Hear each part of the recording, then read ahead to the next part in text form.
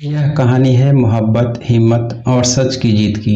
एक गांव में जहां लोग अंधविश्वास में डूबे थे, वहां एक लड़की ने अपनी मोहब्बत के लिए खड़े होकर उस बाबा की सच्चाई सबके सामने ला दी, जो औरतों की मजबूरी का फायदा उठाता था। यह सिर्फ एक प्रेम कहानी नहीं है, यह हर लड़की के लिए हिम्मत की मिसाल है।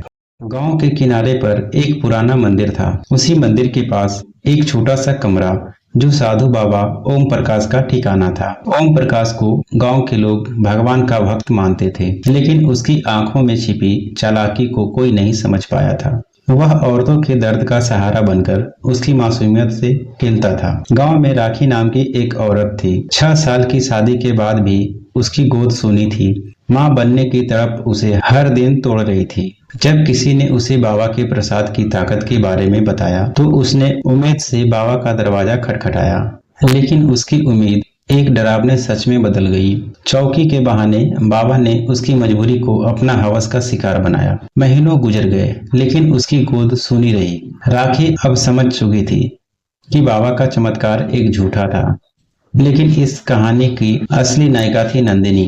नंदिनी 19 साल की थी। उसकी बड़ी बड़ी आंखों में सपने थे और दिल में एक गहरा प्यार।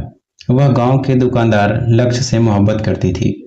लक्ष्य 33 साल का था, लेकिन उसकी सादगी और मासूम मुस्कान ने नंदिनी का दिल जीत लिया था। जब नंदिनी उसकी दुकान पर जाती, तो लक्ष्य की आंखों में एक खास चमक होती। एक दिन लक्ष्य ने उसे चूड़ियां देते हुए कहा, कुछ चूड़ियां बस हाथों में ही सजती है, लेकिन कुछ चूड़ियां पूरे दिल में गूंज जाती है। नंदिनी शर्माकर मुस्कुरा दी। उसी पल से उसकी मोहब्बत खेतों, नदी किनारे और बरगद के पेड़ की छांव में खिलने लगी। लेकिन नंदिनी के पिता इस रिश्ते के खिलाफ थे।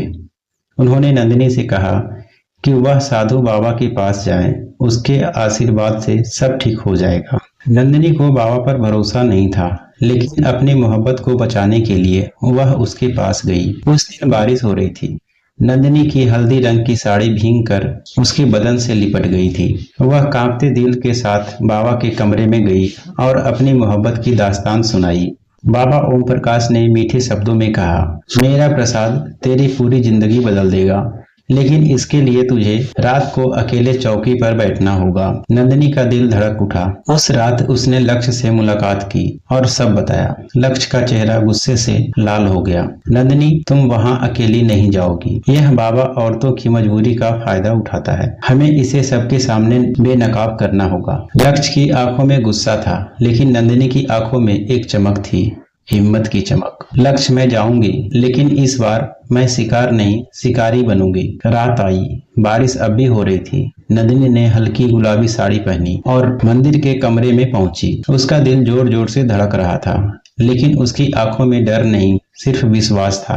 लक्ष्य का विश्वास। बाबा ने उसे चौकी पर बैठाया और धीरे धीरे उसकी तरफ बढ़ने लगा। तभी नंदिनी ने जोर से चिल्लाया, रुको बाबा। उसी पल दरवाजा खुला और लक्ष्य, कृष्णा और अर्जुन अंदर आए। बाबा ने भागने की कोशिश की, लेकिन गांव वालों ने उसे पकड़ लिया। सारा गांव जमा हो गया। नंदिनी ने सबके सामने सच बताया, कैसे बाबा मासूम औरतों को धोखा देता था। गांव वालों का खून खौल उठा। उन्होंने बाबा को पुलिस के हवाले कर दिया। गांव में पहली बार औरतों ने अपनी आवाज उठाई। उन्होंने जाना कि उनकी इज्जत की रक्षा किसी बाबा के आशीर्वाद से नहीं, बल्कि उनकी अपनी हिम्मत से होती है। कुछ दिन बाद जब बारिश फिर से गांव पर बरसी, लक्ष्य ने नंदिनी को छत पर बुलाया। हवा में मिट्टी की खुशबू थी। लक्ष्य ने नंदिनी का हाथ थामा और कहा, तुमने सिर्फ मेरी नहीं, पूरे गांव की इज्जत बचाई है। यह कंगन तुम्हारे लिए है, मेरे वादे की निशानी कि मैं हमेशा तुम्हारे साथ दूंगा। नंदिनी की आंखों से आंसू बह निकले। उसने लक्ष्य को गले लगा लिया। बारिश की बूंदें उनके गालों पर गिर रही थी